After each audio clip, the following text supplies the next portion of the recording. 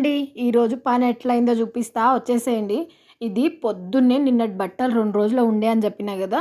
పొద్దున్నే లేసి బట్టలన్నీ ఉతికేసుకున్నా. ఎందుకంటే నిన్న పొద్దున్నే నానబెట్టేసిన. అదే మధ్యాహ్నం వచ్చినప్పుడు నానబెట్టిన. ఇంకా నేను దందకు పోయి వచ్చేసరికి మళ్ళీ వాసన వాసన అయిపోతాయి గదా బట్టలు. అందుకని ఇంగ పిండేసిన అనమాట. అయినా ఇవాళ మా ఆయన నన్ను వదిలేసి ఎళ్ళిపోయిండు దందకి. "ఎందుకు నువ్వు వద్దులే ఉండు ఇంటికాడనే రెస్ట్ తీసుకో" అని ఒక డైలాగ్ అయితే కొట్టిండు పోయేటప్పుడు. సరేలే ఉన్నా గదా ఇంటికాడ ఏముంటా అండి ఇంటికాడ. ఇంటికాడున్నా ఇంట్లో పనులకి అది చేద్దామా, ఇది చేద్దామా అనుకుంటూనే ఉంటా.